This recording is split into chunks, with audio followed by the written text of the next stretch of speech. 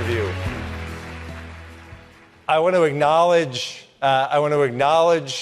the reception that you received when you walked out. And hold on. And in the face of the kind of vile anti-Israel, anti-Zionist rhetoric and marches that deface statues and call for the death of Israel, the way that you have supported, and the administration and the president have supported Israel, deserves that response that you got when you walked in.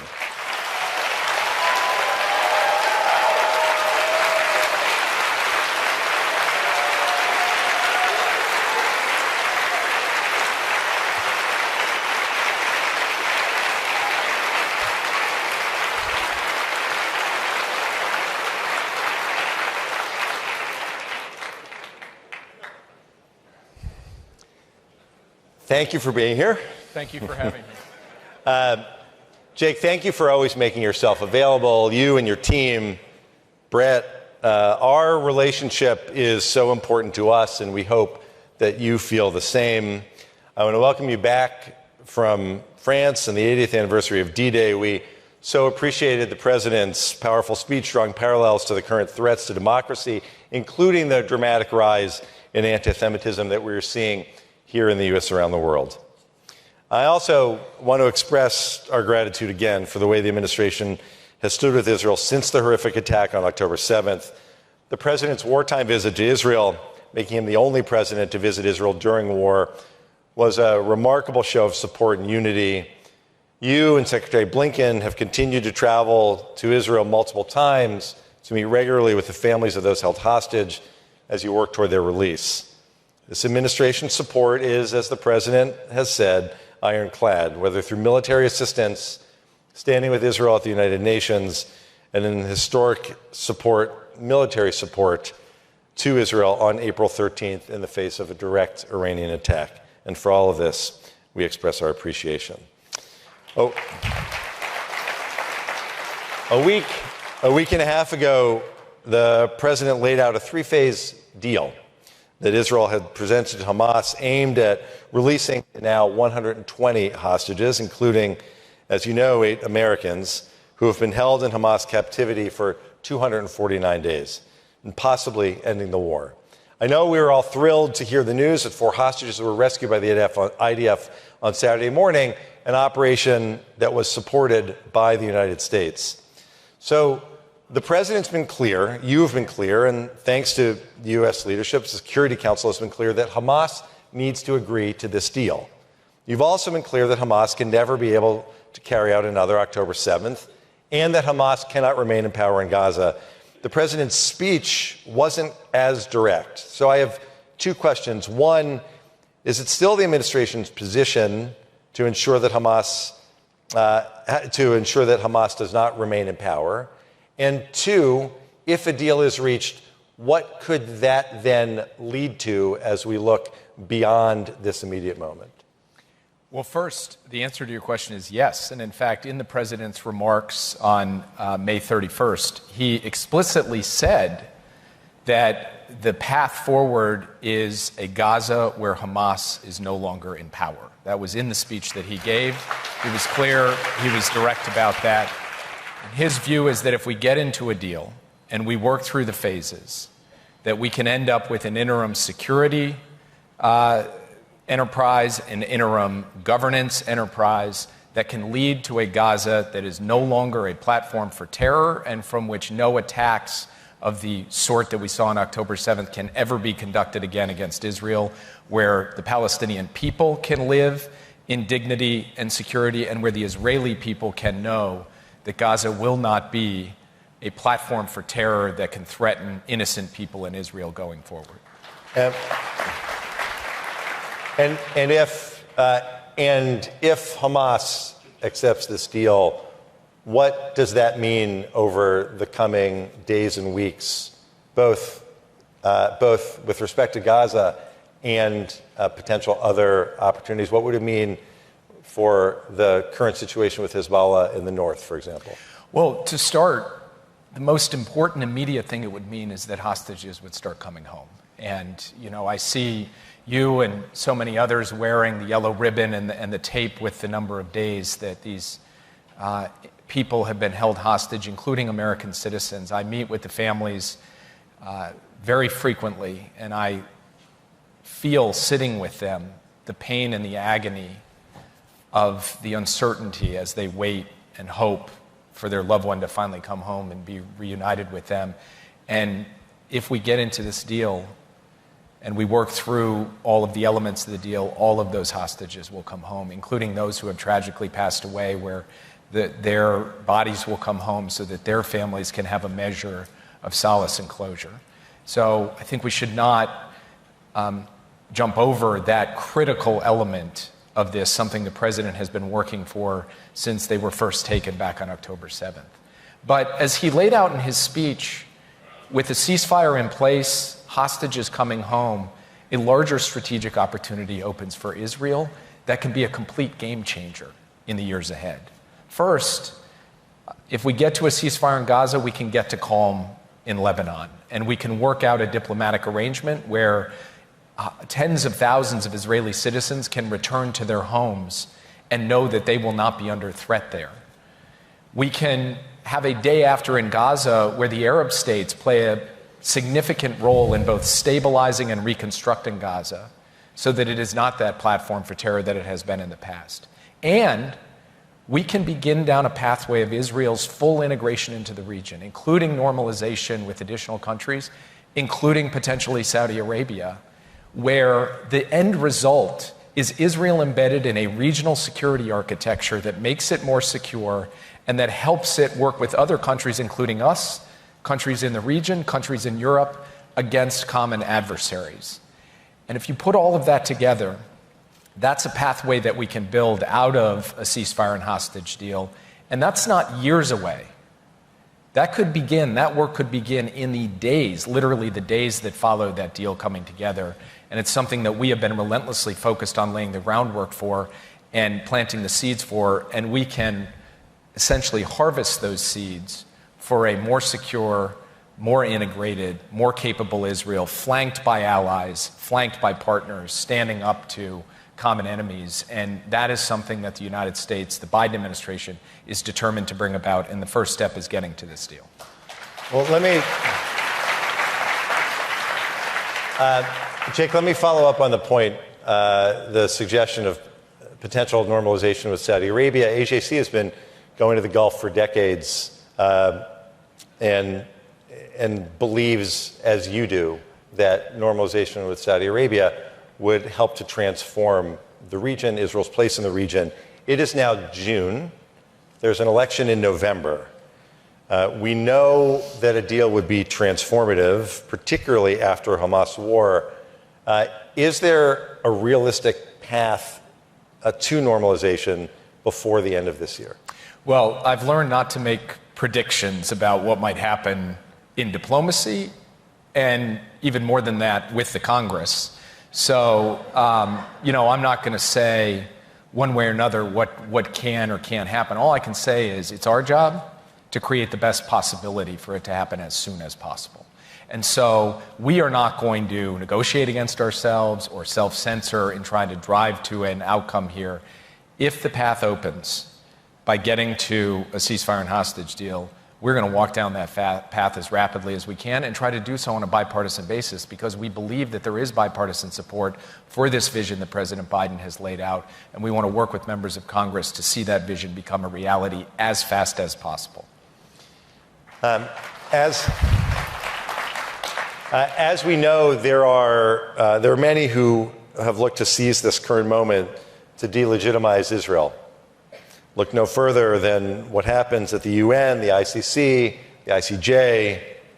While the administration has spoken strongly in support of Israel's right to self-defense, the need for hostages to be released, exercised veto at the UN Security Council resolutions, and stated how outrageous it is to seek arrest warrants for Israeli officials in parallel with terrorist leaders, let alone the unprecedented security assistance to Israel, the defense of Israel on April 13th. The administration also chose to abstain on a more controversial Security Council resolution. and has at times expressed public criticism of the actions of the Netanyahu government on humanitarian aid and other issues. There was the decision to withhold the shipment of the 2,000-pound bombs, and the president's CNN interview where he said that the policy of unconditional military support for Israel could change. Last week, the president said he wasn't sure Israel wasn't committing war crimes. We are, of course, concerned by the appearance of any daylight between the United States and Israel. How would you help us understand this dynamic? Well, first, I'll start with the United Nations. The United States has stood up and resolutely vetoed, in the face of support for resolutions, even from our closest allies on the Security Council, those resolutions that we felt were wrong, were unfair to Israel, and would have put Israel in a bad position. We abstained from a resolution that we judged was not inconsistent with our policy, and more importantly, did not create any challenges for Israel to continue to do what it felt it needed to do to defeat Hamas. And the actions that we have taken, the way we have managed our approach to the Security Council, put us in a position yesterday to get 14 countries to vote for and 1 country to abstain from a clear call on Hamas to take the ceasefire and hostage deal.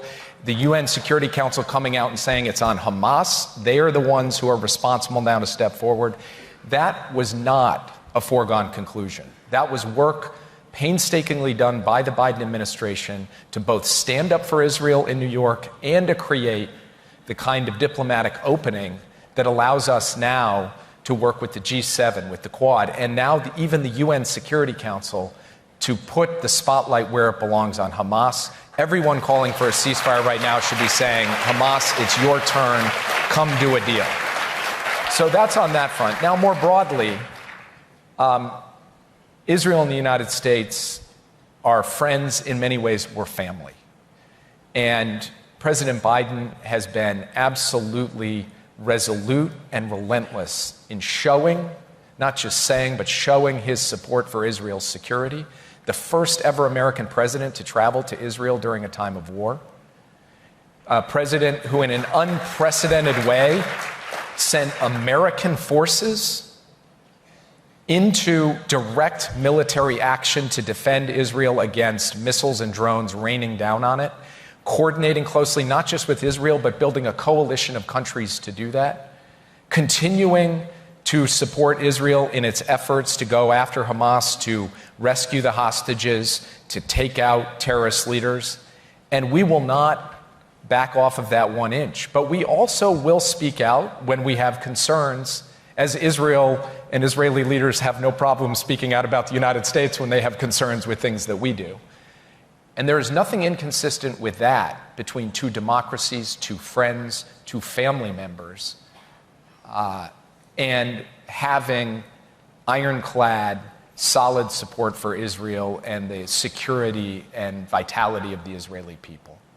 And so the president has laid out, and I have laid out, the most fundamental element here, which is that on the core strategic objective, the enduring defeat of the terrorist threats against the state of Israel, there is absolutely no daylight between Joe Biden and Israel. None, zero.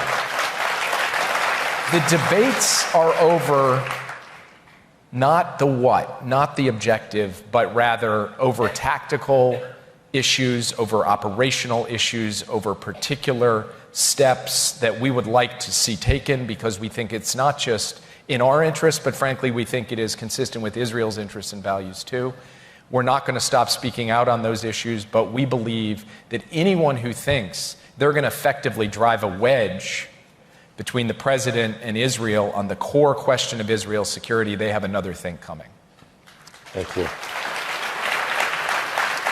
I think there's time for one more. The president's made it clear, very clear, that his objective is a 2-state solution. And what we've heard from you and from Secretary Blinken and from our own contacts is that a pathway to Palestinian statehood is a necessary condition for Saudi-Israel normalization.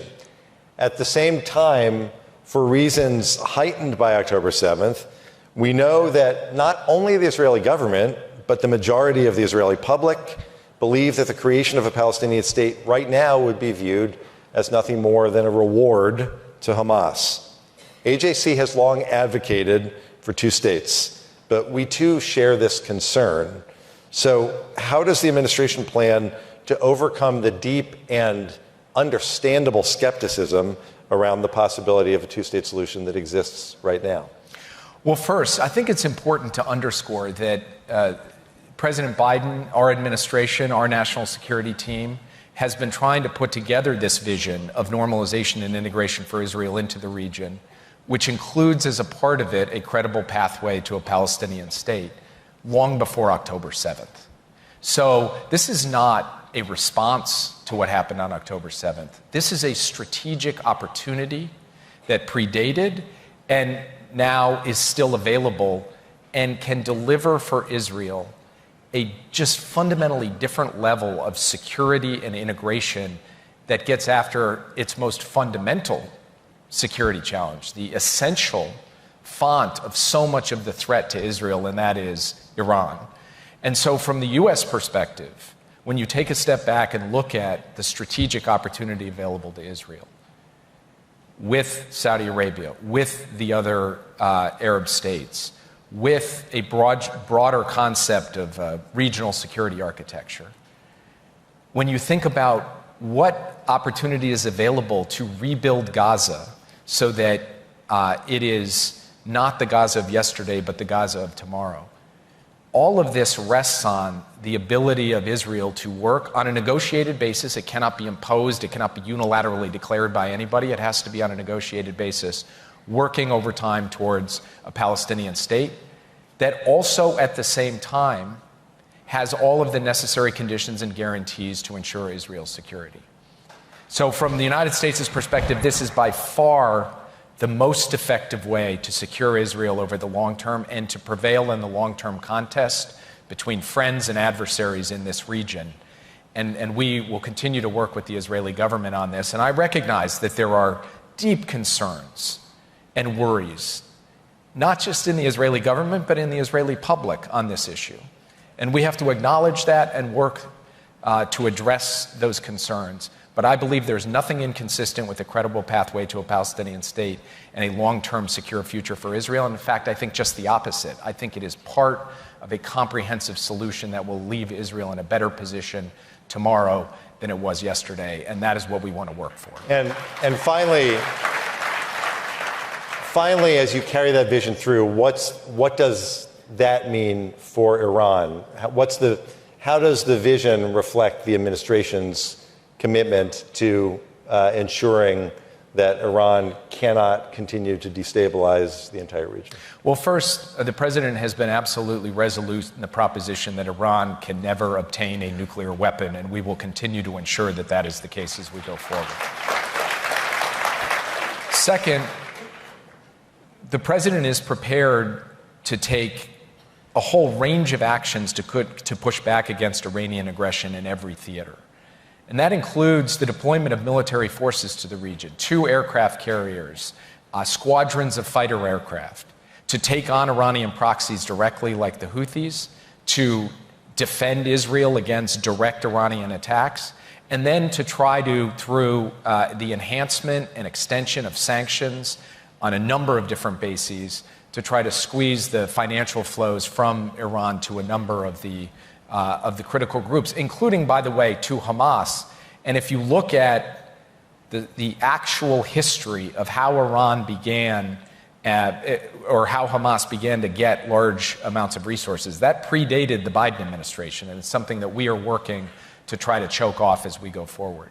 So we recognize, at the end of the day, that groups like Hamas and Hezbollah are direct present threats to Israel, but standing behind them is an even larger strategic threat. And we need to be working closely with Israel to contend with that. And just next week, after I'm back from a trip to Europe, I will be hosting the next, what's called SCG, the Strategic Consultative Group, with senior Israeli officials across defense, intelligence, national security, on the question of how we get a common picture of the threat posed by Iran and how we respond to it in a joint way, working with other countries as well. So this is something that will remain a fundamental, foundational priority of ours as long as President Biden is in office, and we will continue to work closely with Israel so that at the end of the day, we can show that standing together, that threat cannot cow us, cannot back us down, and cannot result in the loss of security to Israel, the United States, or any of our other partners. Jake, I just want to make this observation. The fact that the National Security Advisor to the President of the United States chose to come engage in this important conversation on our stage is not only not lost on us, it is deeply appreciated by us. Thank you so much for being with us this morning. Thank you for having me. Appreciate it.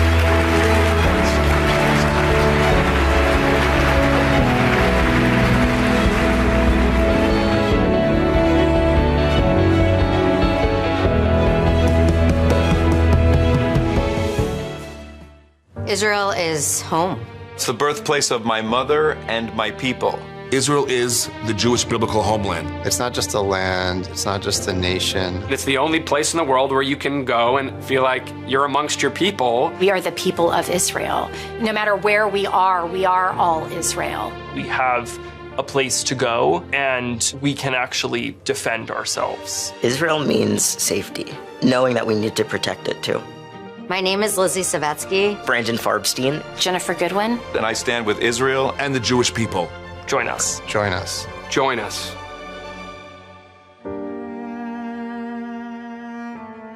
Please welcome AJC Board of Governors member Curtis Lane.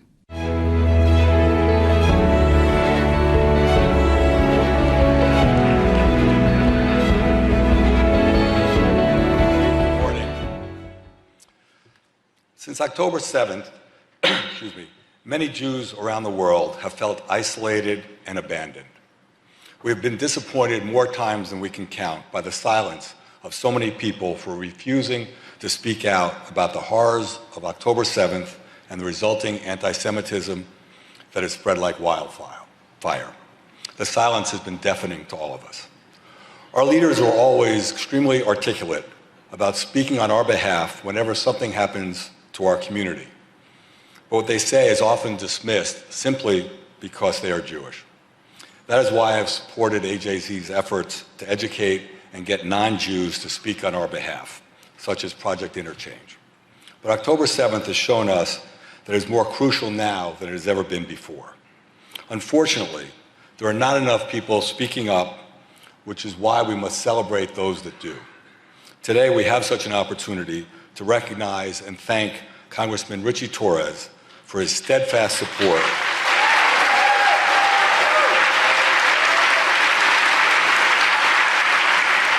He's not even here yet. Today we have such an opportunity to recognize and thank Congressman Ritchie Torres for his steadfast support for Israel, the Jewish people, and the fight against anti-Semitism. Congressman Torres did not need to be convinced to speak out after October 7th.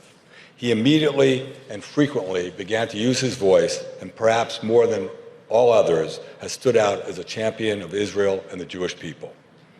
In the wake of one of the darkest days for our people since the Holocaust, Congressman Torres has been a dear friend and has exhibited the moral clarity that we all want to see time and time again about Israel and anti-Semitism. He has come under attack online, in the media, and even at his offices for speaking the truth. Despite it all, Representative Torres has stood by us and has shown the world what it means to do the right thing. At Yad Vashem, there is an exhibit that recognizes non-Jews for saving Jews during the Holocaust. These people are honored as righteous among the nations, or as some of us like to say, righteous Gentiles. If anyone defines what it means to be such a person, it is Ritchie Torres. It is a true honor and a privilege to welcome Congressman Torres to the AJC Global Forum. Please join me in welcoming him.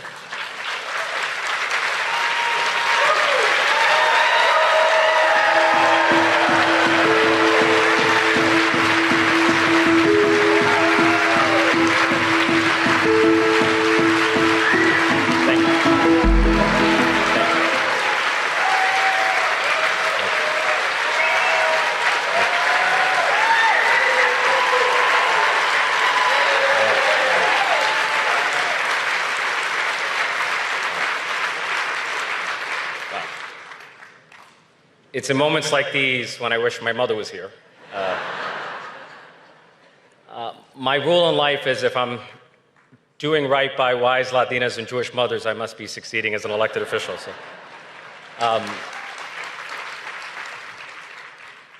but I'm Congressman Ritchie Torres. My local rabbi calls me Ritchie Torah. And I am proud to be here with you, and I'm proud to stand with both the Jewish people and the Jewish state.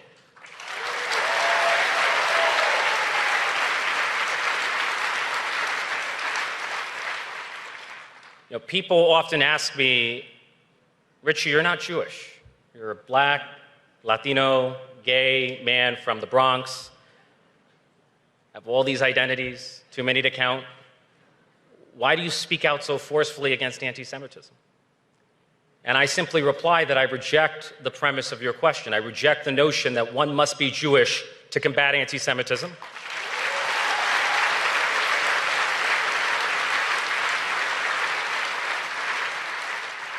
Just like I would reject the notion that one must be black to combat anti-black racism.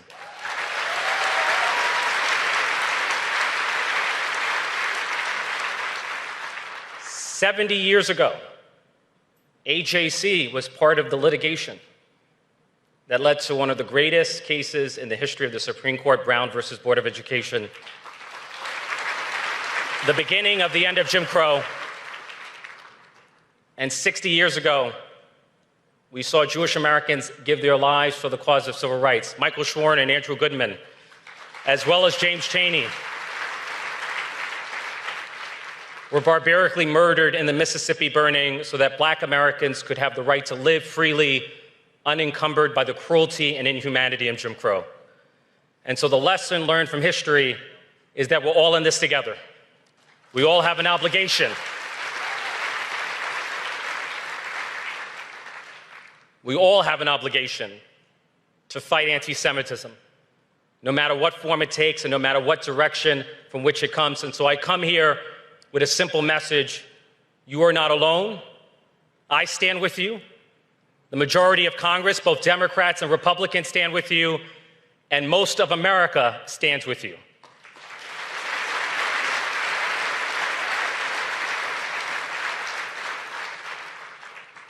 When I'm reflecting on October 7th, I'm reminded of the words of Associate Justice Robert Jackson, who was the chief prosecutor in the Nuremberg trials.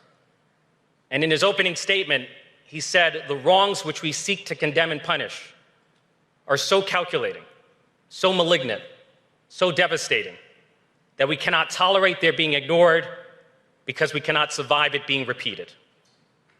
Those same words must be spoken about October 7th.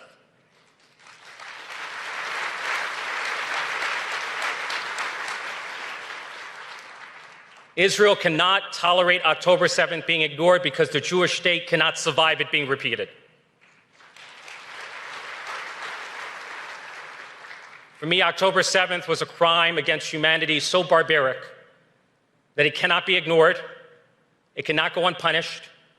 Hamas must be removed from power.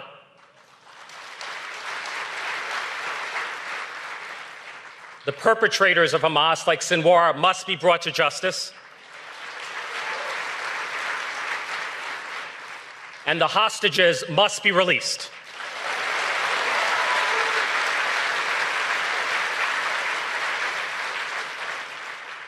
Israel has a right to defend itself against Hamas in the wake of October 7th, just like the United States had a right to defend itself against al-Qaeda in the wake of 9/11.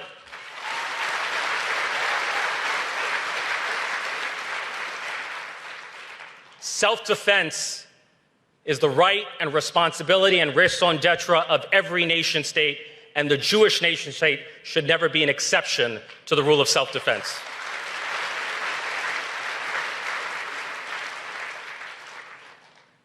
Now, the international community has not been part of the solution. It has been part of the problem. We've seen the international community aggressively pressure Israel to keep Hamas in power. But far fewer in the international community have been pressuring Hamas to release the hostages. In fact, the international pressure has been so overwhelmingly one-sided against Israel that Hamas has felt emboldened to delay the release of the hostages and to delay the end of the war. We all want to see an end to the wretchedness of the war in Gaza. But the end of the war requires, above all else, the release of the hostages.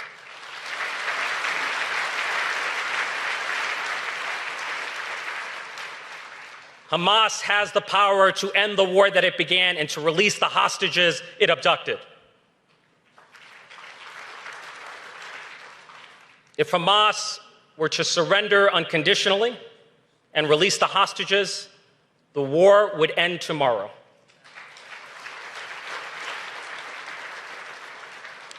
To paraphrase Golda Meir, if the Islamic Republic of Iran and Hezbollah and the Houthis and Hamas were to lay down their arms, there would be peace. But if Israel were to lay down its arms, there would be no Israel.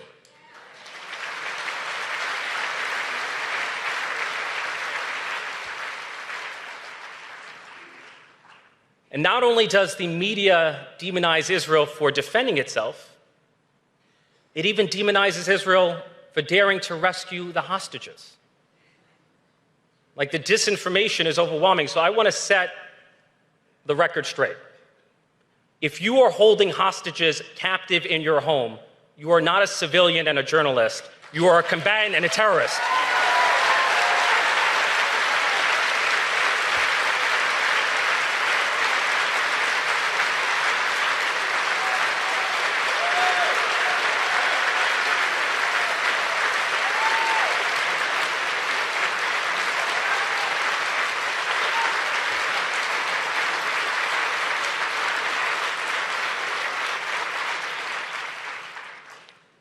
A second fact, if you're part of an encampment and you're calling for the violent destruction of Israel as a Jewish state, you are not anti-war and pro-peace, you are pro-war and anti-peace.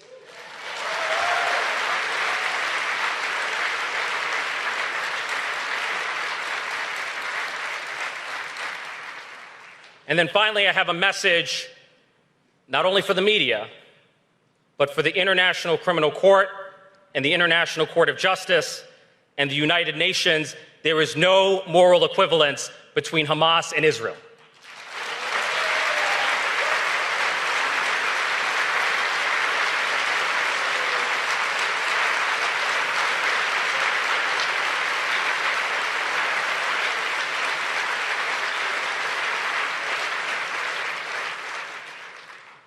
When you draw a false equivalence between Hamas and Israel, when you blur the line between accidents and war crimes, when you blur the line between tragedies and atrocities, you are politicizing international law. You are weaponizing it, and you are ultimately destroying it. And what we've seen in a post-October 7th world is not only the destruction of law, but also language. The word genocide no longer carries the moral weight it once commanded. Anti-Semitism poisons everything it touches, including language and law.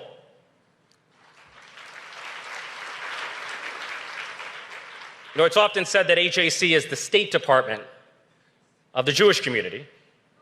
And if there were ever a need for the Jewish community to have a State Department, that need is right now. All of you are on the front lines of defending both the Jewish people and the Jewish state. And so I stand with you. My promise to you is that I will be an oasis of moral clarity in what feels like a desert of disinformation and delegitimation and double standards against Israel as a Jewish state.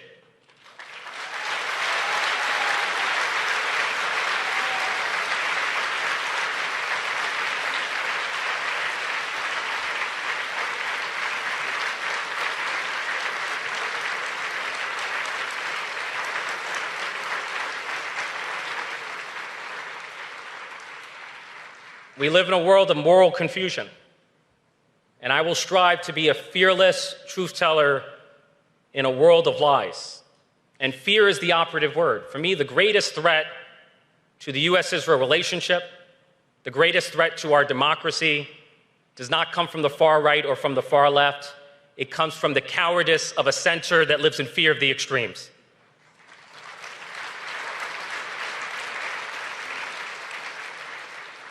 Franklin Roosevelt was exactly right when he said the only thing we have to fear is fear itself. As a member of Congress, I will never live or govern out of fear.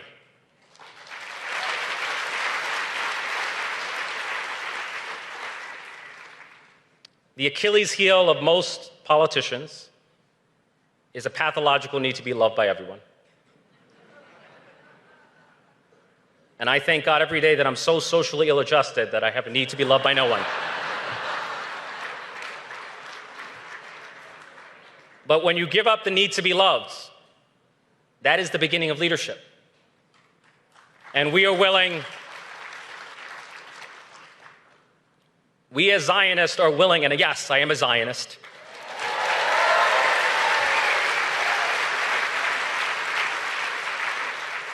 It is not a mark of shame, it's a badge of honor.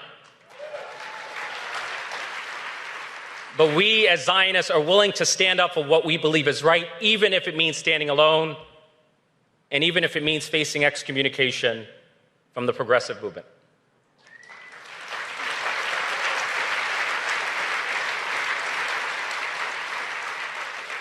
And I will end on this note because I've spoken for too long. Well, I guess I have to pander to the audience. A few months ago, I traveled to Israel for the first time since October 7th. I ran into your CEO, Ted Deutch, who is the ultimate mensch. I went to the kibbutz Niroz, where 1/4 of the population was either abducted or murdered. And I went to the scene of the Nova Music Festival massacre, where I met one of the producers, Ofir Mir. And Ofir lost hundreds of his friends in the massacre on October 7th. He sustained multiple gun wounds.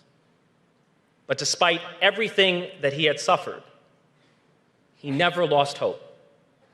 He reminded me that hope is the anthem of the Jewish people.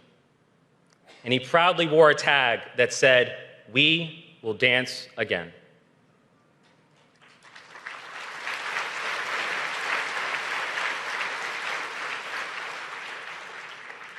And so I'm here to report that the music of the Jewish people will never end, that Israel will dance again, and that both the Jewish state and the Jewish people will emerge from the tragedy of October 7th better and stronger, more resilient and more unified than ever before. Israel will outlive its enemies. It will outlive the Islamic Republic of Iran, Hezbollah, Hamas, the Houthis. It will outlive the BDS movement.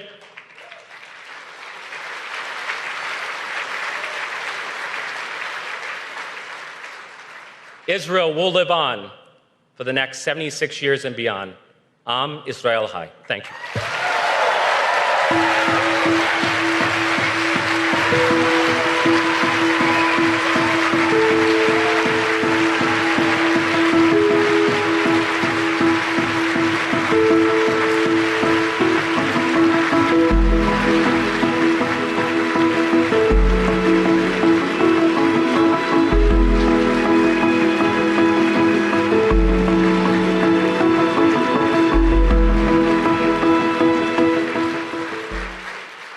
Please welcome incoming AJC Access Global President, Liel Sinai.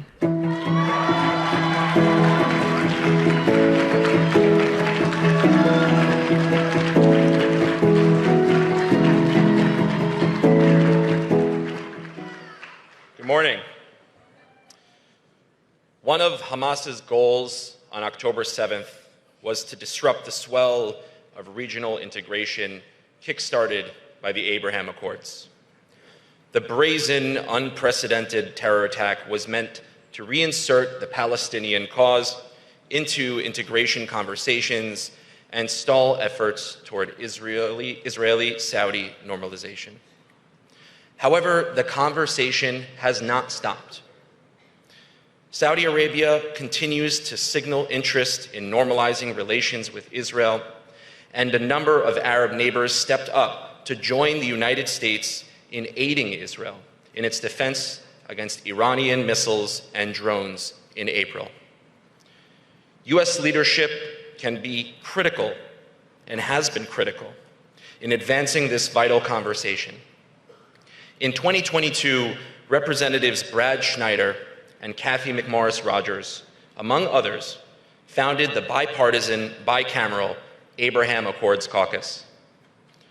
The Abraham Accords resulted in peace and normalization agreements between Israel and several Arab states, the United Arab Emirates, Bahrain, Morocco, and provisionally with Sudan, transforming the region, enhancing Israel's security, creating economic opportunities for Arab states, and advancing vital U.S. national security interests.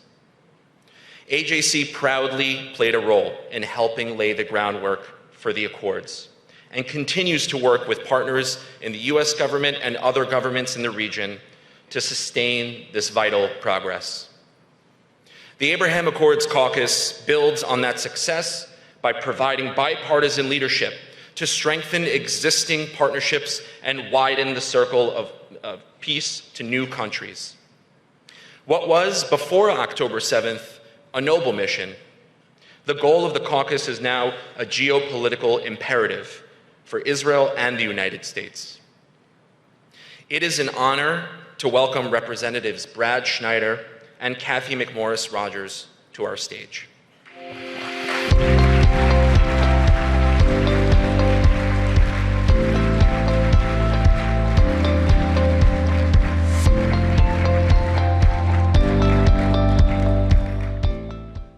Good morning, everyone. It is wonderful to be with all of you. We're very pleased to be here with our former colleague and friend, Ted Deutch, and I'm also pleased to be here with my colleague, Congressman Brad Schneider, and together we helped launch the Abraham Accord Caucus on Capitol Hill in 2022.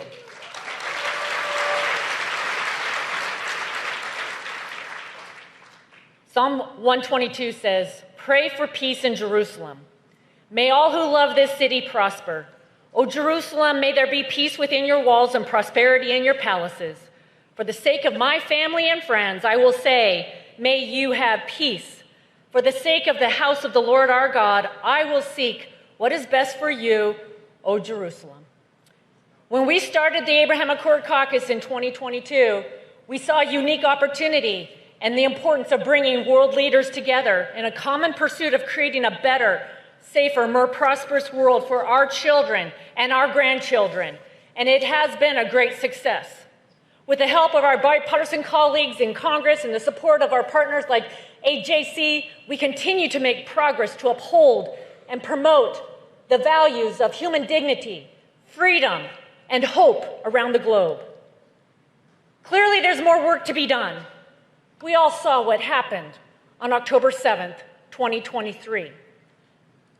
We saw Iranian-backed Hamas terrorists attack Israel by land and water and sea, launch a barrage of rockets into Jerusalem, brutally murdering more than 1,400 innocent people, including 32 American citizens, and taking another 250 hostage.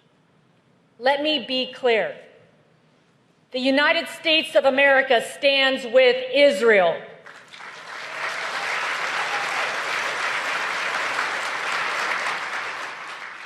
And we will not rest until all of the hostages return home.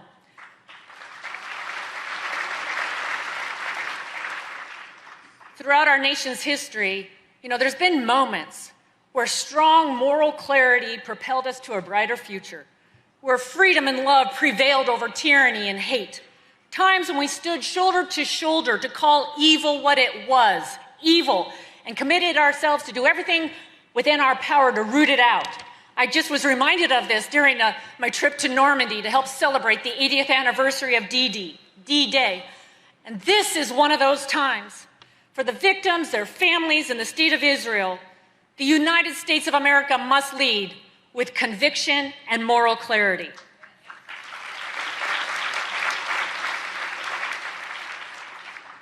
And that's why I'm proud of the work that we've done. Democrats and Republicans, in the weeks and months following the attacks of October 7th. I'm especially proud of the work that we have done with the Abraham Accord Caucus. We have drafted and passed and got signed into law the Defend Act, the Maritime Act. These two bills will help the United States and our partners in the Middle East develop a comprehensive security package and strategy to defend the growing threat posed by Iran and its proxies, and a need that's been underscored by Iran's material and financial support of Hamas and Hezbollah. We also supported a bill to force the sale of TikTok, where the posts on TikTok were 1,000 to 1 pro-Palestinian. As most of you know, things are going to look a little different for me at the end of this year, as I'm not seeking re-election.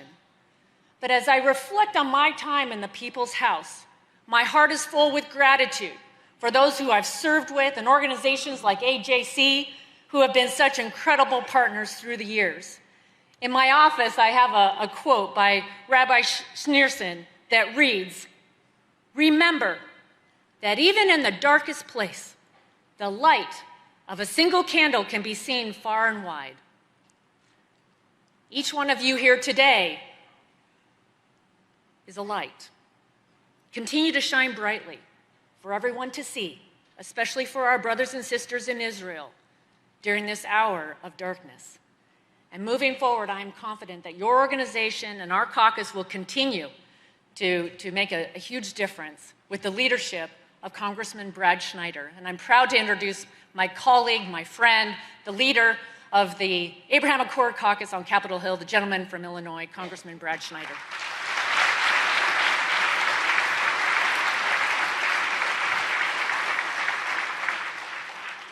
Good morning.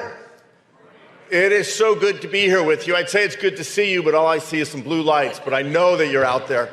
And believe me, I do know that you are out there. I also, when I was younger, I was a part of AJC. And I was proud to be a part of AJC, a part of the board in Chicago. Now that I'm older and I have small print, I can't read my remarks. You're going to get it from the heart. I want to thank my friend, Kathy McMorris Rogers. First, thank her for her service. She has been a leader in Congress, and she has been not just a partner, but an extraordinary leader in supporting a strong U.S.-Israel relationship. And she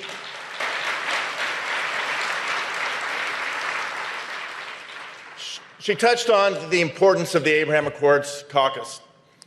I'll start with the Abraham Accords. 4 years ago, or almost 4 years ago, I remember exactly where I was. It was August 13th when the announcement came out that there was going to be a normalization with Israel. Now, I remember where I was in 1977 when Sadat flew to Jerusalem. I remember the signing of the Camp David Accords, I remember the handshake on the lawn in September of 1993 and the signing of the treaty with Jordan in 1994. But in all of those moments, there was never true talk of normalization, of integration, of a different vision for the Middle East. And as Tal Becker says, and I often quote, the Abraham Accords, for the first time put into writing, codified the idea that both Jews and Arabs belong to the same land.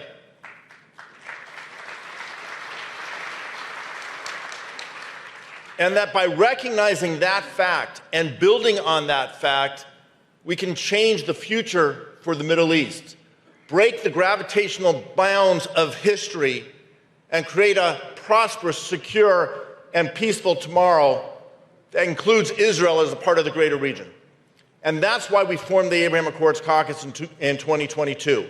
Bipartisan, Republicans and Democrats. Bicameral, House and Senate, which maybe is even more difficult than bipartisan. Coming together, and as Kathy mentioned, passing the Defend Act, the coordinated air defenses that we saw how important that was on April 13th of this year, when with Israel, the United States, and our allies, we defeated the attack from Iran.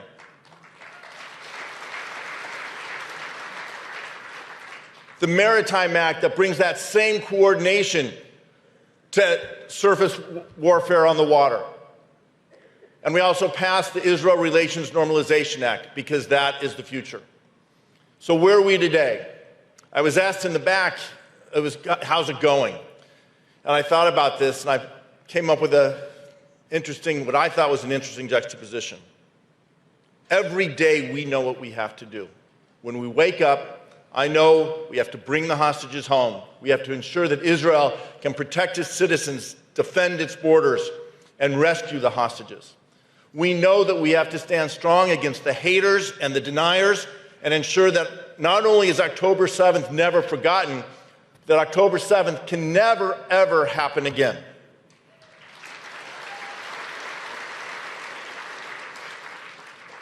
I can tell you what I have to do today. I come here, I go and I work with my colleagues and stand up against those who stand against us. And I do it again tomorrow and the next day and the next day. What's harder is to say, what do we do to secure the peace a year from now or a decade from now? How do we ensure that the next generation will know peace and security?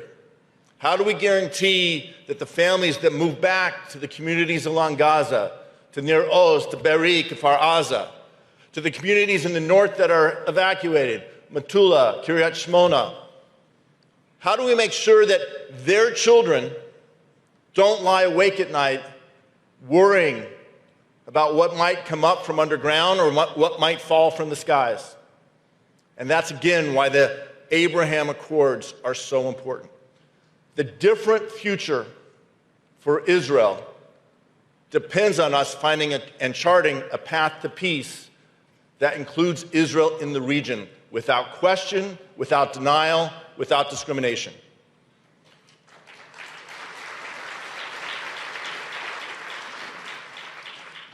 So let me finish by saying thanks to all of you for being here, for doing what we have to do today. I know from here you go to Capitol Hill to speak with our colleagues. Thank those who are standing with us, ensuring Israel and the U.S.-Israel relationship remain ironclad, unbreakable, and strong.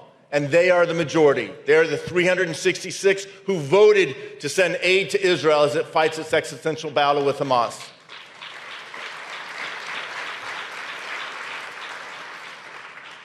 And stay focused on the future. Last week, Kathy and I, through the Abraham Accords Caucus, we kicked off the Gaza working group. There were a dozen of us in the room, members of Congress, Republicans and Democrats, talking about the future. Talking about a future in which Hamas cannot reign terror over Gaza or threaten Israel. Talking about a future where Israel can stand strong and be part of the region. Where we can build on the treaties with UAE and Bahrain and Morocco and look forward to the possibility of normalization with Saudi Arabia and all the other countries of the region. That is the future we believe in. That's the future we have to fight for. We can't give up that hope. We can't give up on the promise of the Abraham Accords. And together, we can make sure that that promise becomes a reality. Am Yisrael Chai. Thank you.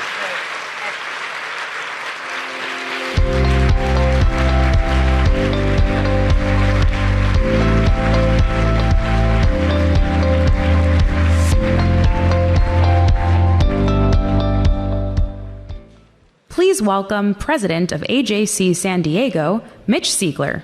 עוד לא עבדה תקוותנו להיות חופשי בארצנו שמע ישראל כולנו.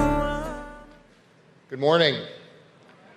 As we conclude our tribute to the heroes of Israel at AJC Global Forum, we turn our attention to a poignant and deeply personal story of sacrifice and resilience. Today, we pay tribute to a hero whose courage and dedication to his community left an indelible mark on everyone who knew him. Ofir Libshtein, Zichrona Livracha, was the head of the Shar HaNegev Regional Council. He was a beloved leader who devoted his life to serving others. On October the 7th, Ofir and his son Nitzan were murdered by Hamas terrorists. San Diego and Shar HaNegev, a group of kibbutzim on the Gaza envelope, have had a sister city relationship for 25 years. Many members of our San Diego community had met Ofir or knew him well. When San Diego's mayor and the chair of the County Board of Supervisors went on separate AJC Project Interchange trips to Israel last year, they spent time with Ofir. Ofir was a true hero of Israel. His legacy of leadership and compassion lives on through his family and the countless lives he touched. Ofir was a devoted husband to Vered. I met Vered in December in Jerusalem, and again in December in San Diego when she visited with her brother Daron and her children. Ofir was a loving father to Aviv, Idan, Uri, and Nitzan, and a cherished son, brother, friend to many. Ofir's dedication to building bridges between communities and fostering understanding earned him a reputation and admiration around the world and at home. Ofir was an optimist who would say, Ha'or v'hatov yinatzlu, the light and the goodness shall win, shall triumph. Ofir was more than a mayor. He was a visionary leader, a cherished partner of AJC Jerusalem, AJC Project Interchange, and AJC Access Israel. He was a steadfast advocate for peace and understanding and a friend. His unwavering commitment to his community, particularly his own kibbutz, Kfar Aza, which I visited last year with a group of other San Diego Jewish community leaders, was a testament to his deep-rooted love for his homeland and his unwavering dedication to his people and the Jewish people. As we honor Ofir's memory today, we are also honored to announce the creation of AJC's inaugural Ofir Libshtein Bridge Builder Award, a testament to his commitment to building connections and promoting peace.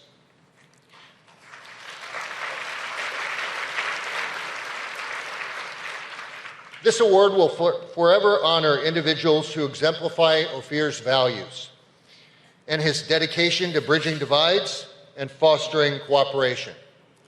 Accepting this honor today on behalf of Ofir is his brother Daron Libshtein, a man whose strength and resilience mirror that of his brother. Daron, we mourn with you and we commend you for your unwavering commitment to honor Ofir's memory and continuing his legacy of leadership and compassion. Before we welcome Daron to the stage, please direct your attention to the screen.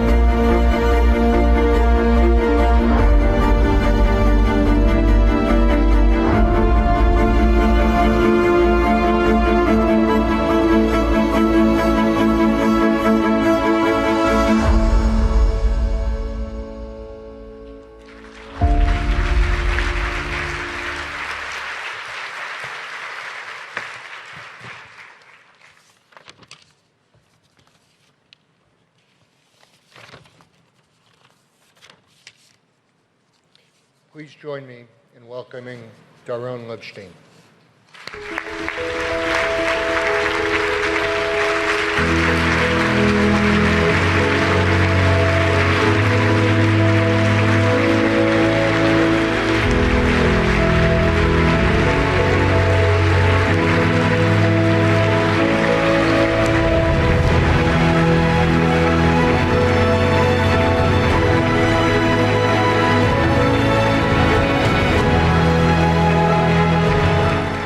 Thank you. Toda. I'm here today bearing in my heart the heavy feelings of pain and mourning. As a representative of the families of those killed, missing, and abducted from Saturday, Simchat Torah, October 7th, 2023. We are all one family, and each one have a story. And Ofirs represent 1,500 souls, 4 of them in our small family, Bila, Neta, Nitzan, and Ofir. On Saturday morning, he received a message at around 6:30 a.m. The terrorist has broken into the kibbutz. They arrived via surfboard, and Ofir took the gun and ran into the armory. He managed to take the long weapon and ran back to the break-in site, encountering a large number of terrorists who came in front of him in vans. He managed to shoot at them, and when he encountered a stopper, they fired a large amount of fire at him, killing him. My brother Ofir was the first fatality whose name was published. The terrorist continued towards his mother-in-law, Bila, and murdered her when she went out to get her phone from her electric car. Her husband, Amos, saw what had happened from the window of the kitchen and called his son, Ori, to come. But Ayelet, his wife, who was dressed, immediately ran into the house and saw that Bila has been murdered. The team from the Shah Negev Council called Ofir, the head of the council, and when he didn't respond, they asked Vered, his wife, and Aviv, his son, to go outside under fire and check why. Ofir hadn't moved from the spot for a few minutes, so Aviv went looking for him and discovered that his father, Ofir Libshtein, had been killed in battle and found him under the olive tree next to the house. Aviv took Ofir's weapon and returned to the safe room together with Vered and his brothers, Idan and Uri. And he wrote to me, Doron, I love you. Daddy was killed. Let everybody know. From there, the terrorists moved to the area of the Young Housing Complex and turned it into their control center. They aimed their fire at 20 years old who lived alone in small apartments, a living room and a bedroom that is also the safe room. They fired in all directions, threw grenades, used heavy weapons, and destroyed most of the neighborhood and houses. When they arrived to the house of Neta, the nephew of Vered, Ofir's wife, the son of Ayelet and Ori, they opened the safe room door and threw grenades into the room. Then Neta shows supreme heroism. He shouted grenade and jumped on it, saving his fiancée's life, since she was hiding under the bed, and she stayed under the bed behind his body for 4.5 hours until the army managed to rescue her. During all this time, Ofir's second son, Nitzan, who lives in the young people residence, corresponded with Vered and with his mother and Aviv, his brother, and with family and friends. Nitzan was alone. He hears the terrorists and shot, and he is afraid they will enter his apartment. He's aware of everything that happened outside, knows about his father's death, and begs for rescue. At 11:30, terrorists enter his apartment and shot at the safe room door.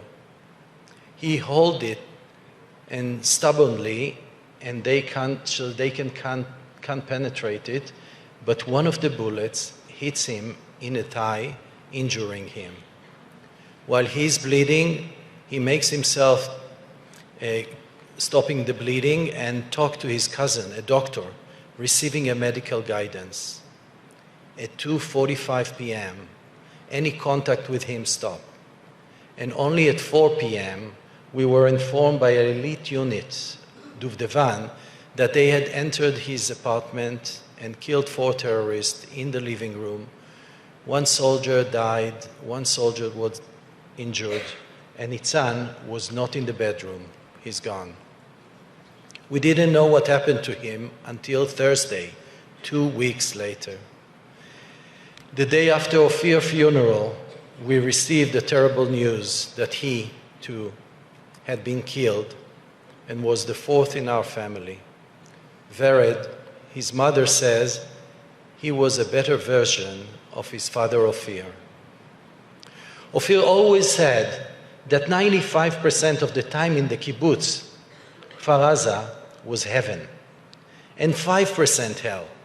And he experienced, and we experienced, 25 years in which we celebrated holidays with him on the kibbutz every year with complete confidence.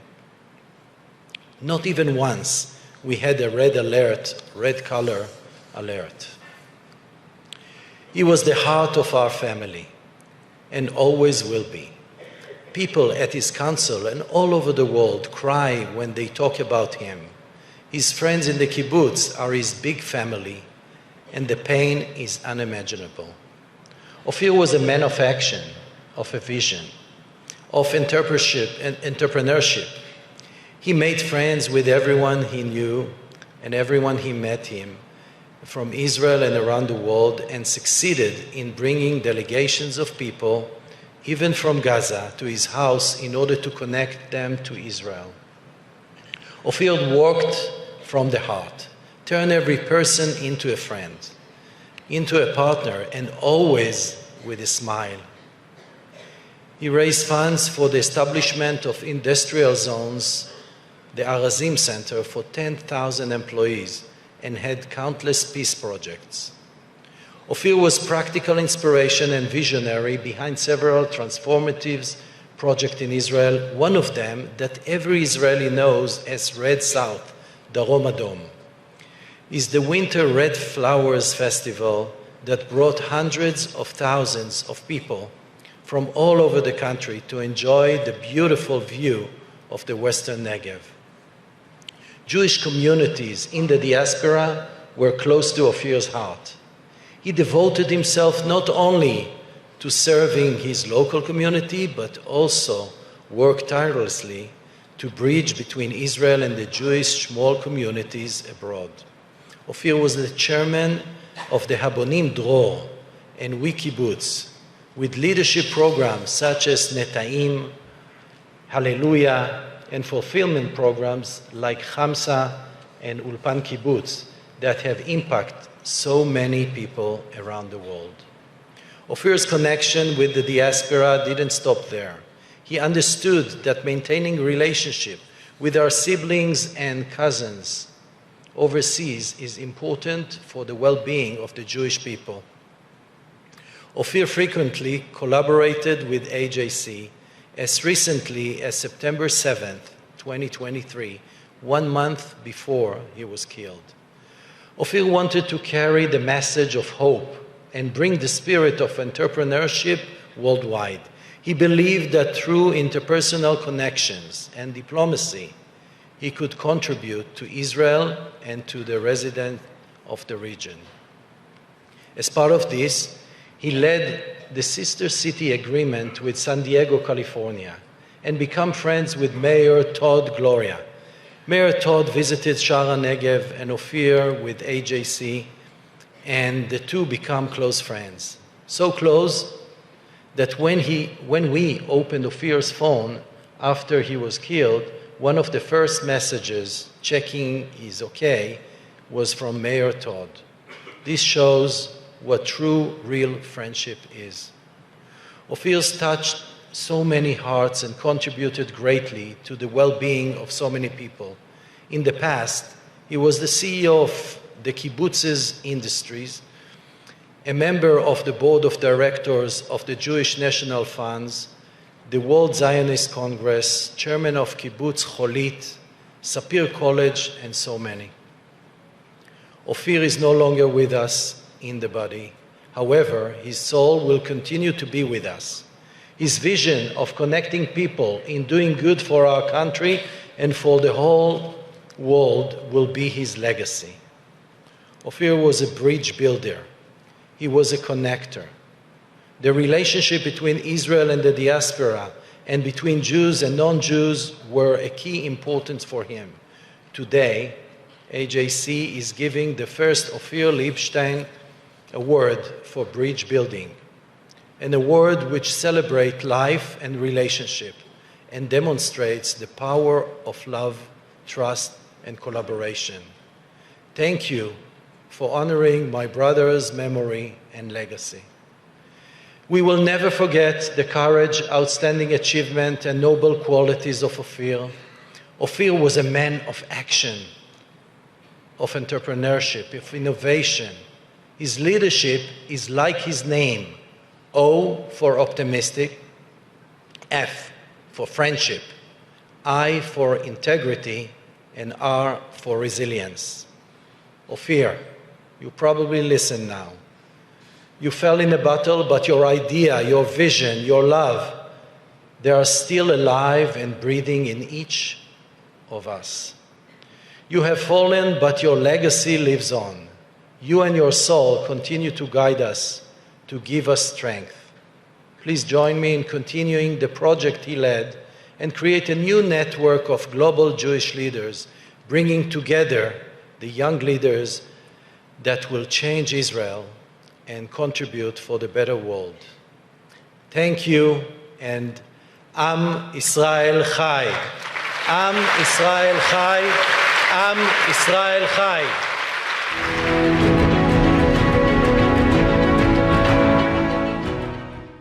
On behalf of AJC, I'm honored to present Aaron with the inaugural Ofir Libshtein Bridge Builder Award in honor and memory of Ofir.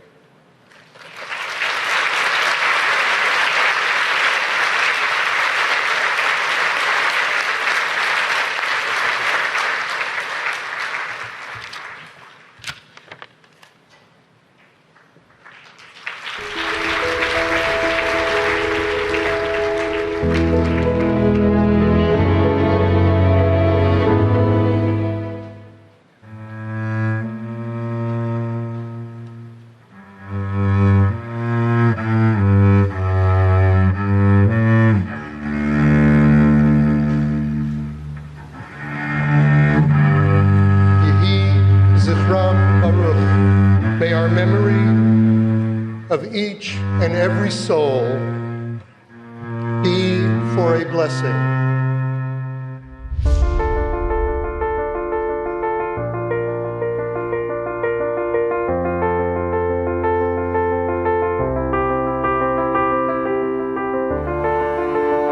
We will never let the hate win.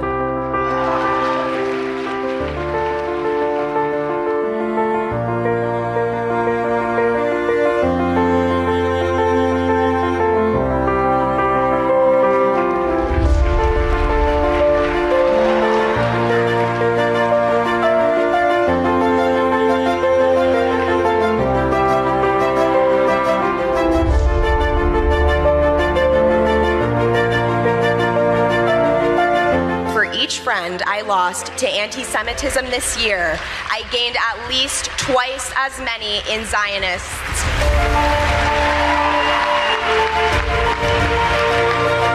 And you have to choose to stand up for Israel. So thank you. What you have seen for the first time in the last 8 months is an understanding that we are in this together. Do not accept anti-Jewishness, anti-Semitism, anti-Zionism. AJC is announcing our global call to action against anti-Semitism.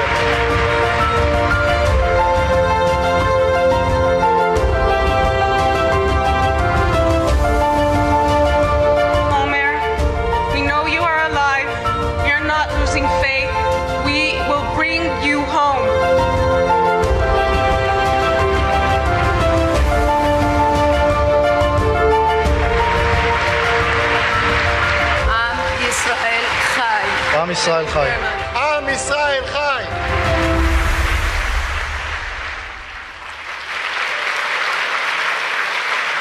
Please welcome AJC CEO Ted Deutch.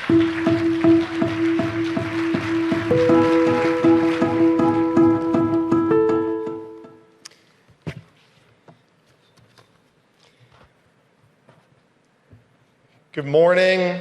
Again, nice to be on stage without unwanted visitors. It's an honor to be on the stage following Doron's powerful tribute to Ofir.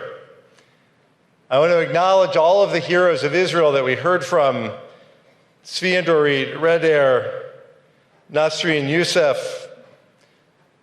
Doron on behalf of Ofir Libshtein. Let's be honest, Ritchie Torres is a hero of Israel. And I want to thank all of you for being heroes for Israel. Thank you, AJC, for being here with us for what has been an extraordinary global forum. I'm so grateful to have spent 2.5 days with you during the most challenging moment for our community and for Israel in my lifetime. Since October 7th, we at AJC have acted boldly and passionately to defend the Jewish state and Jewish people from diplomatic attacks on Israel and violent anti-Semitism around the world. I'm so incredibly proud of the way that every single professional at AJC has stepped up to this fight. For so many of my AJC colleagues, this work is not just a job. It is a sacred mission. The dedication has been on full display over these past 3 days and in the months of preparation before Global Forum. And I'd like to thank the following people for making this conference what it has been. I want to thank please hold your applause. I want to thank the entire global events team led by Daniel Silver and Leslie Cleon and Claire Bailey, Alex Rubin, Mara Stein, Kelly Mahoney, and Lindsay Siegel. And of course, the incomparable contributions made by Bel Yoeli, and with thanks to honorary team member Bonnie Gluck. I want to thank the marketing communications team led by John Schweitzer here. I want to thank the development team here at Global Forum led by Lital Weinzoff and Sarah Whitko, the leadership team here led by Joanna Lieberman-Sneer, to the entire policy and political affairs team who worked so hard on our advocacy and action lunches and this afternoon's Hill meetings. To the Alexander Young Leadership Global Forum team, my senior management team, OCEO team, Casey Custon, Jack Steinberg, and Dustin Hausner. To all of my colleagues who worked so hard on multiple aspects of the program and who worked the registration and the help desk and the transportation team. Our AJC mailroom colleagues who dealt with printing and shipping and so many logistics, led by Amy Magdalene and Mike Picozzo. All of my colleagues who staffed this conference, I am so grateful, and I hope that all of you will now join me in thanking our AJC professionals for everything they do, especially since October 7th.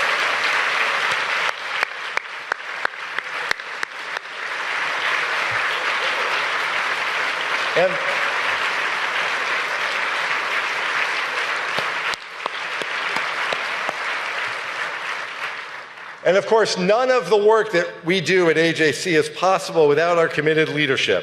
That is particularly true for Global Forum.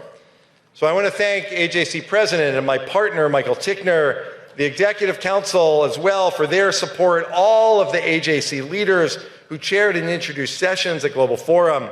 I want to thank Bobby Lapin and the Board of Governors, Stephen Wish and the Board of Trustees, the regional presidents and regional board members who are here, all of you for being here, all of you for being here and supporting AJC during this critical time for our community, and to all of the leaders across the country and around the world who could not be here and who are watching online and are with us today in spirit. To all of these leaders, I extend my deep gratitude. And I'd like to express and acknowledge the incredible work of AJC professionals, especially from our 25 regional offices, for some of the things that I will recount and so many more. For launching a community anti-Semitism summit in San Diego that's being replicated around the country. For working to adopt the IRA working definition of anti-Semitism and passing it into law in the Pacific Northwest, across the Northeast, and in South Florida. For mobilizing against BDS efforts in Seattle and in Chicago, and for hosting hostage families to make sure the stories of their loved ones are heard everywhere around the country and around the world, and so much more. Every single day since October 7th has been gut-wrenching. When AJC met with President Herzog in his office in Jerusalem just weeks after the October 7th attack, one of our participants in the meeting asked him, "What should we do? What would you like us to do?" And he looked at us and he had a one-word answer: everything. Everything.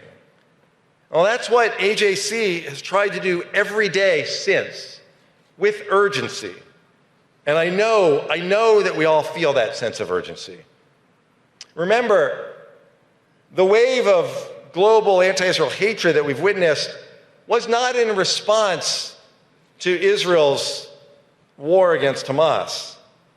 The mask came off the night of October 7th, the morning of October 8th, while Hamas terrorists were still invading communities, murdering Israelis, taking captives, before a single Israeli soldier, before a single heroic Israeli soldier entered Gaza. We saw protests of our hostages. We saw protests around the country, our hostage posters violently torn down in our cities and on our campuses. The comparison of Israel to Nazis in Gaza, to Auschwitz. The lies that Israel is a white settler colonialist regime, that it's an apartheid state. South Africa's outrageous case at the International Court of Justice, charging that Israel is committing genocide in Gaza. The ICC prosecutor's appalling decision to hold on the same level the Prime Minister and the Defense Minister of Israel and the leader of a genocidal terror organization.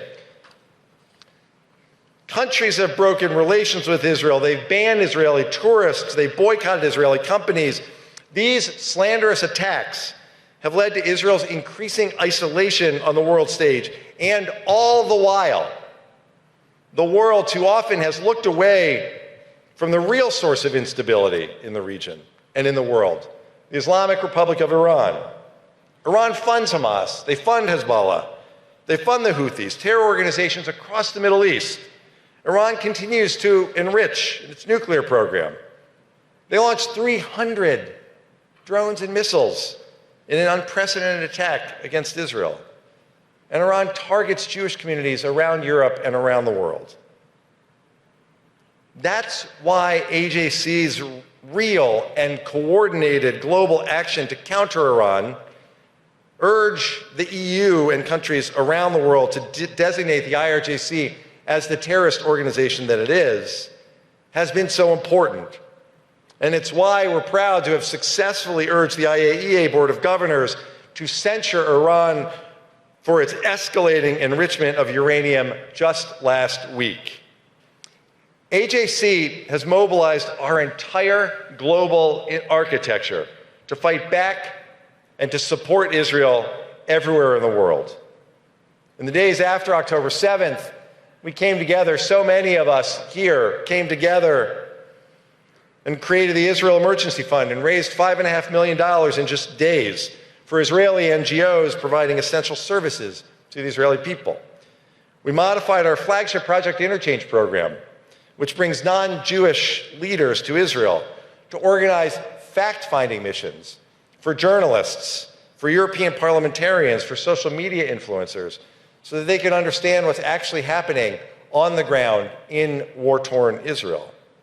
I've led leadership missions to Germany and Chile and Japan and Korea, in addition to Israel several times since October 7th, to rally prime ministers and foreign ministers, other high-level government officials, to condemn Hamas terror, to reaffirm their country's support of Israel, and to maintain moral clarity around what happened on October 7th, that they should always remember that Hamas is to blame for the war Israel is in, that Israel has the right to defend itself.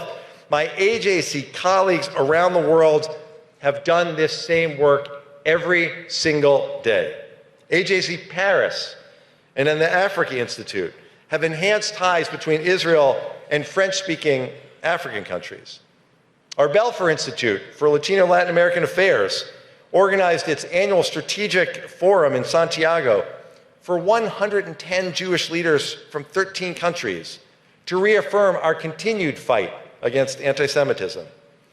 And of course, our office here in DC has continued to engage every day with ambassadors and with diplomats, so many of whom you've met and engaged in meaningful diplomacy with, even just yesterday.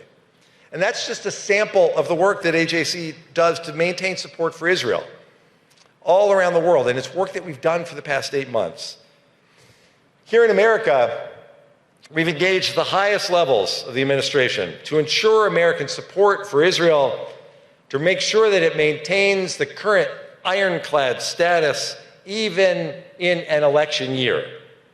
We're working with members of Congress to advocate for bipartisan pro-Israel legislation, and we are pushing back against the extreme anti-Israel voices in our politics, those anti-Israel voices who too often sound very much like what we heard on our stage from those protesters. Our 25 regional offices work with elected officials to block outrageous ceasefire resolutions in city councils and state legislatures, and they advocate in consulates to shore up international support for Israel. And our communications team is pushing back against the outrageous misinformation and disinformation, the slanders against Israel that have inundated our society, our social media, and our media, that is, our newspapers who have failed us.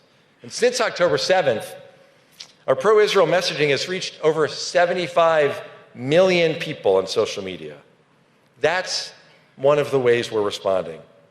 But still,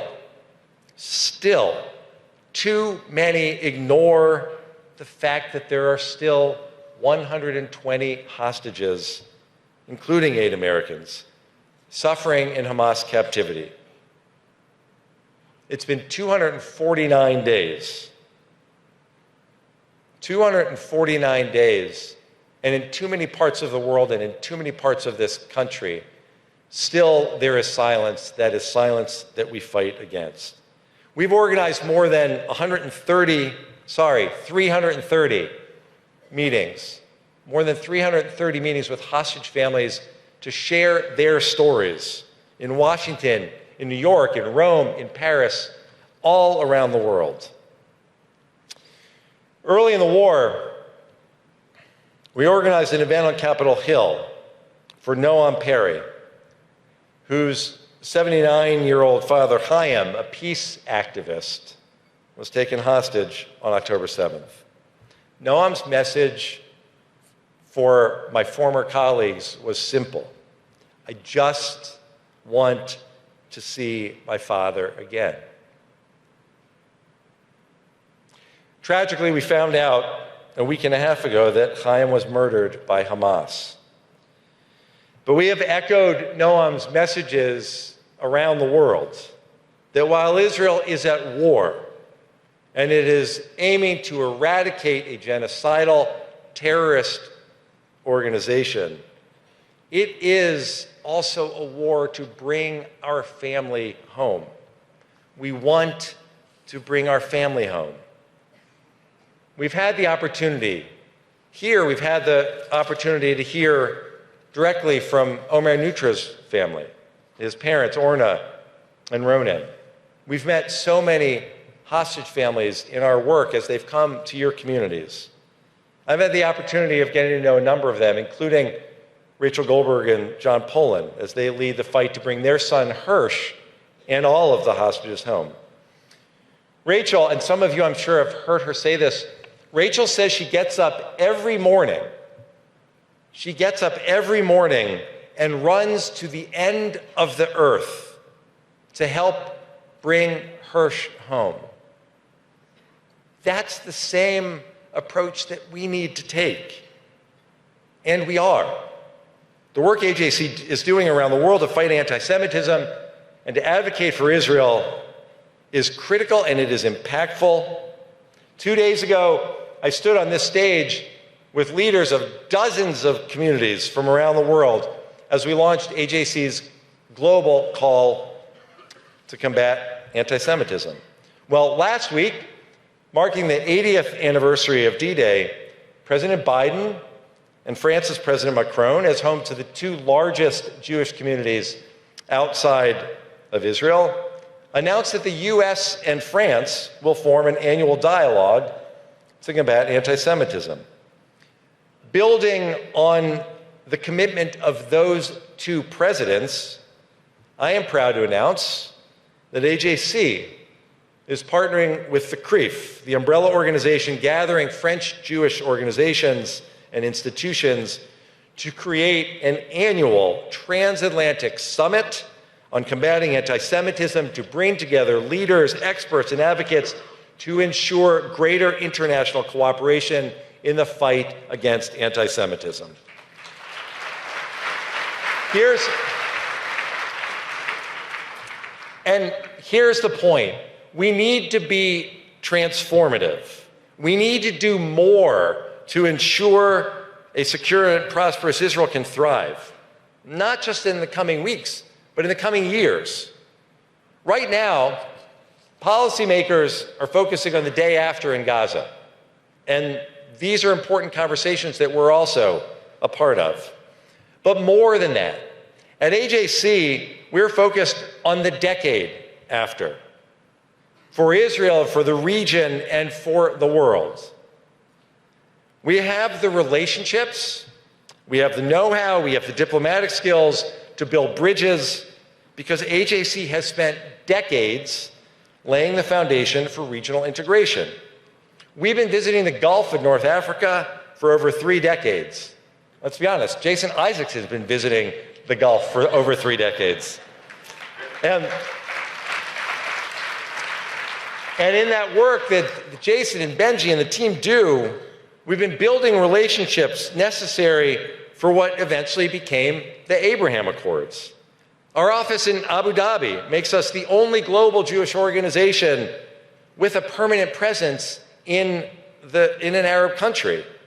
And our work deepening Israel's relationships around the world has not stopped since October 7th. We've organized 5 off-the-record discussions in the region and here in Washington, bringing together Israeli, Arab, and Palestinian leaders to work together to chart a more cooperative future. Our Asia-Pacific Institute and Interreligious Affairs Department has continued building relations and building bridges in Indonesia, the largest Muslim country in the world, by bringing the Grand Imam of Indonesia's national mosque to New York to participate in a fellowship on Judaism and interreligious understanding. And we just convened the AJC Cincinnati Business Collective to bring together Israeli, Arab, and Ohio innovators to generate business connections that can help strengthen the foundations for Arab-Israeli peace. The region has a choice between 2 competing visions: the death and destruction sought by Iran, Hamas, and Hezbollah, and the vision of peace and prosperity and shared values that AJC has so long advocated. And with intense cooperation among our offices in DC, Jerusalem, and Abu Dhabi, close partnership between our professionals and lay leaders, and yes, with greater resources. I know that AJC can shape a positive future for Israel and the region, and it is for that reason that today AJC is announcing the establishment of AJC's Center for a New Middle East, led by Jason, which the center will help AJC scale our innovative programming, maximize the impact of our work to help create a new Middle East for Israel, for its growing number of partners and allies, so that they can stand with U.S. leadership as a bulwark against Iran and its proxies. We will spearhead more transformative programs, more international conferences, bringing together regional change makers, more people-to-people programs to break down barriers, and more AJC project interchange delegations to show regional leaders the real face of Israel. We will help, AJC will help create a more interconnected, prosperous, and peaceful Middle East. I ask your help for us to do it. Let us work together as AJC helps to build a new Middle East.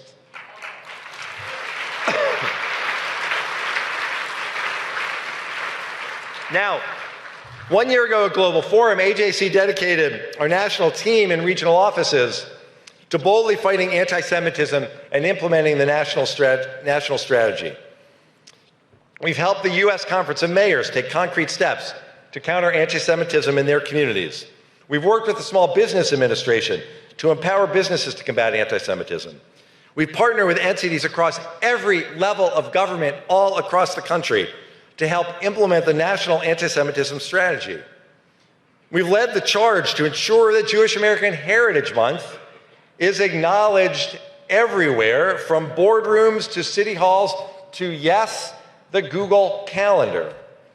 We are expanding our work to combat anti-Semitism online and in the media, and it is time, and you will help make this so, it is time for Congress to pass the Combating Anti-Semitism Act so that there is always a presence at the White House and the Department of Education who will work with AJC to fight anti-Semitism.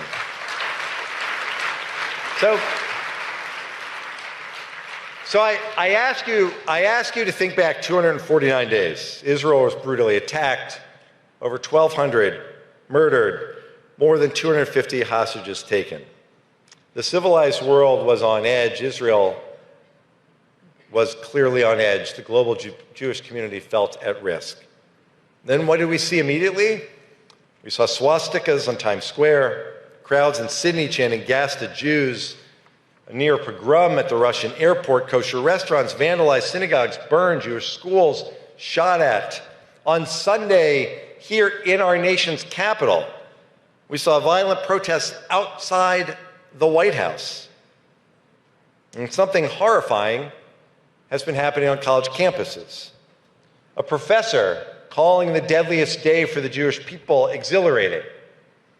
University presidents saying that calls for the genocide of Jews do not violate their codes of student conduct. Jewish students attacked, intimidated, targeted at encampments. Protests erupted across the U.S. that put Jewish students very much at risk as they were told, go back to Poland. And they were told by others that they wished that October 7th would happen 100 more times, 1,000, 10,000 more times. Israeli students were shoved and harassed because of their nationality. Hamas flags and Palestinian Islamic Jihad headbands, calls for the destruction of Israel and the death of Zionists on campus quads. We heard from Noah and Hannah, AJC's Campus Global Board, the European Union of Jewish Students, the World Union of Jewish Students, just these past couple of days, that the problem on campus is real and it is serious. My friends, what's happening on our college campuses can never be accepted as normal. Anti-Semitism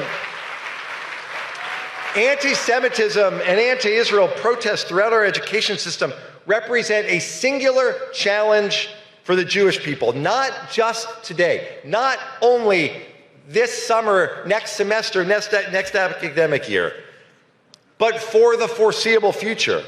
Today's college students are tomorrow's business leaders. They're the tech founders. They're the political leaders of our country.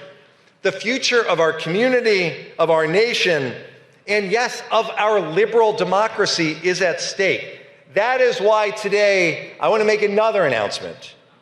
I'm proud to announce the establishment of AJC's Center for Education Advocacy to dramatically scale our efforts to ensure that Jews and Zionists on campus never, never need to be afraid again. We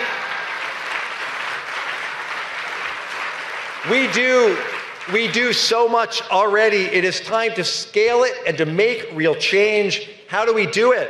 AJC's Campus Global Board and our Leaders for Tomorrow program will empower a strong and resilient and effective generation of young Jewish leaders. AJC's Empowered Parent programs across the country will give more parents the tools that they need to be the best advocates for our community and for their students. AJC's Project Interchange trips for heads of school, for faculty, for university presidents will expose them to the truth and the complexity of the Jewish state. We will partner with more non-Jewish leaders standing with our campus community, and we will lift up our university trustees who speak with moral clarity. AJC's academic team will ramp up our engagement with presidents, with provosts, with other administrators, giving them the tools to transform their campuses, making certain things perfectly clear, that there must be accountability when students violate codes of student conduct and harass and intimidate students, that harming students and that banning students from joining clubs because they belong to the Jewish faith and because they are Zionists, that's discrimination that must be acted against, and that faculty members who intimidate Jewish students must be held accountable. So why the focused attention on education advocacy right now? Because our universities cannot just hope that the situation on campus will change on its own over the summer, or that it will disappear when the war in Gaza ends. We know that the anti-Semites, that the anti-Zionists on campus and in K-12 have been hard at work for decades. It is time to join the battle comprehensively and boldly. The idea that we are forced to sit back and accept that this is just what it means to be a Jewish student in America, in the world today, is flat out wrong. We must and we can transform our educational environments so that Jews and Zionism can thrive, and every single university and in every K-12 school setting, Jews and Zionists will be welcome and safe.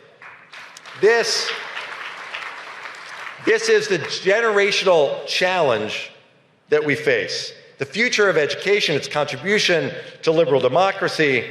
We have a foundational gift to help launch the center. I ask you to help us build on it. This is our moment. We need your help. These are big ideas and big plans because that's what this moment demands, especially from American Jewish Committee. And before I close our global forum, I want to acknowledge how we are feeling. We came to Global Forum because we thought it was important to be together. I don't think we imagined how desperately we needed to be together. It is easy to feel hopeless right now, but the isolation that we may feel doom-scrolling social media in our homes in Australia or South Africa, in Atlanta or Kansas City, France or Argentina, that can be overcome. How? By joining together as one unified Jewish community where we stand together and declare to the world that we don't need permission to be proud Jews and proud Zionists. That is who we are. We don't. in 10 years, in 50 years, they're going to write the history of this moment. They're going to talk about the world since October 7th and the history of the Jewish community following the deadliest attack on our people since the Holocaust. On October 6th, that story was being written was one that was about division and strife. But the story of our people since 10/7 is a story of unity because we are fighting back. When Rachel Goldberg says that she gets up every morning and runs to the end of the earth, advocating for Hirsch, the least we can do is run to the end of the earth, advocating for Israel and the Jewish people. And when the president of Israel, just weeks after October 7th, looks a group of AJC leaders in the eye and tells us to do everything, that's what we do. If you are part of this incredible gathering, or if you're watching online, that is my message to all of you. On Sunday, Stephen Wish stood up here and said that we hope to raise $1 million while we're here, and I'm grateful to say that we've now raised over $1.5 million. Beyond that, dozens of you have come up to me, let alone my entire staff, all of my colleagues. Dozens of you have come up to me to tell me that you intend to become more involved in AJC, that this is the place where you want to come to work with us to create a world where every Jew can live proudly and securely, where Israel can flourish, where our shared values will sustain us. Everything. That's what we need to do to secure the future of Israel and the Jewish people. Everything to defend Israel, everything to fight anti-Semitism, everything to transform education in this country and in the world, and everything to build a new Middle East. Everything to maintain the unity of the Jewish people. Thank you to all of you. In every one of our 25 offices, all of our 15 international posts, every AJC board, commission, institute, wherever you're involved, we will work with you, with your talent, with your passion, with your resources. Whether you're a seasoned leader or a college student who is getting involved with us for the very first time, standing up for Israel, standing up for the Jewish people, this is our moment. I want to thank our leaders, Michael and Bobby and Stephen. I want to thank Jill Deutch. And I want to thank all of you for being here today, for helping to make this year's Global Forum so powerful and such a strong statement about where we will go together. Always remember this. Kol Yisrael Aravim Zeh Bazeh. We are all responsible one for another. That is true today. That is true tomorrow. It is true forever. Am Yisrael Chai. Thank you for being here. Chag Sameach.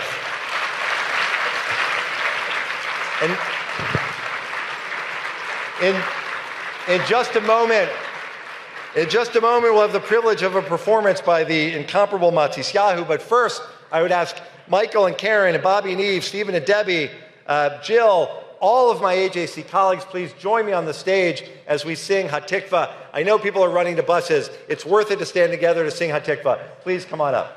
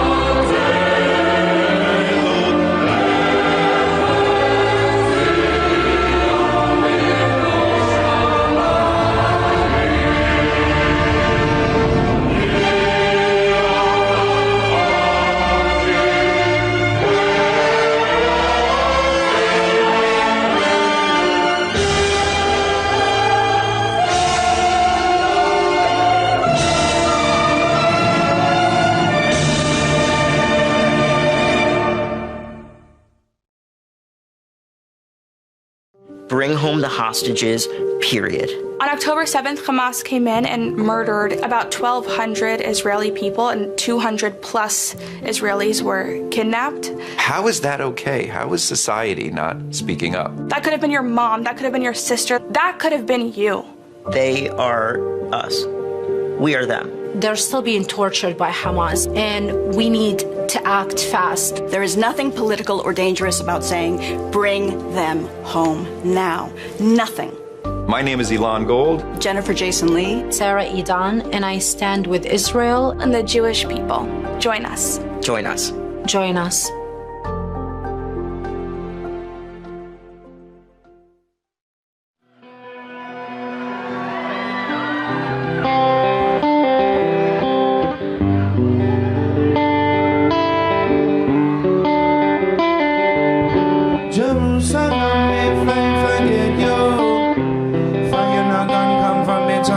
Jerusalem, if I forget you. In the ancient days, we went mitten with no delay, and picking up the bounty and the spoils on our way. Oh, we've been traveling from state to state, and them don't understand now what they say. 3,000 years with no place to be, and a man has to give up our milk and honey. Don't you see? It's not about the land or the sea, not a country but the dwelling of His majesty. Jerusalem, if I forget you, fire not gonna come from it on. Jerusalem, if I forget you, let my right hand forget what it's supposed to do. Jerusalem, if I forget you, fire not gonna come from it on. Jerusalem, if I forget you. I say, rebuild the temple and the crown of glory. Years gone by about 60. We were burned in the oven in the century, and the guys tried to choke, but they couldn't choke. We would not fall down and would not fall asleep. So don't come overseas trying to be free. Erase the demon out of your memory. Change your name and your identity. Afraid of the past and the dark history. Why is everybody always chasing me? And I cut off the roots from your family tree. Don't you see that's not the way to be? Jerusalem, if I forget you, fire not gonna come from it tongue. Jerusalem, if I forget you, Jerusalem, if I forget you, fire not gonna come from it tongue. Jerusalem, if I forget you.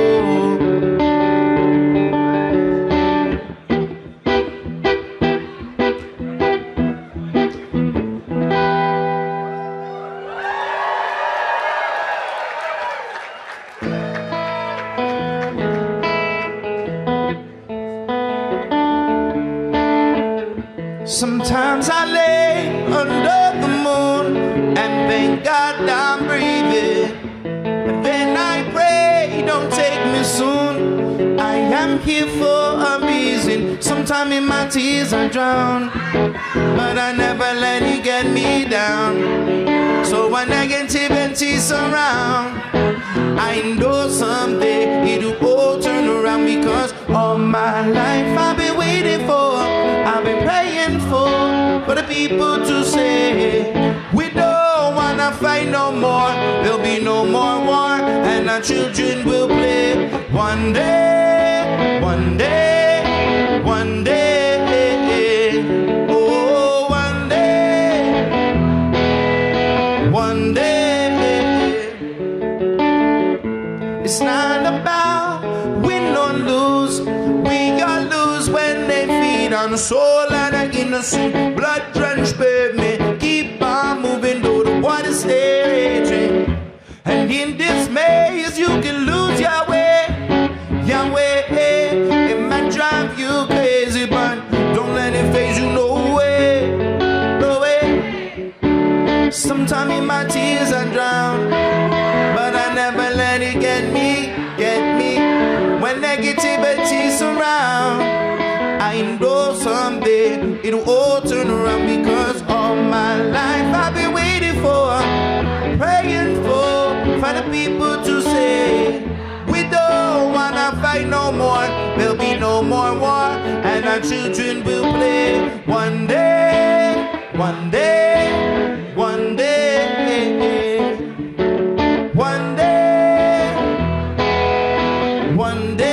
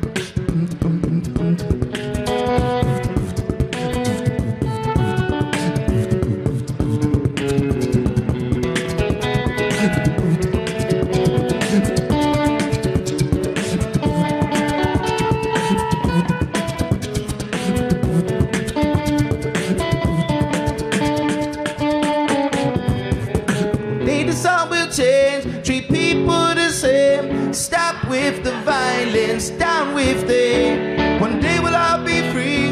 I'm proud to be under the same sun, singing songs of freedom like why-yo, why-yo, why-yo,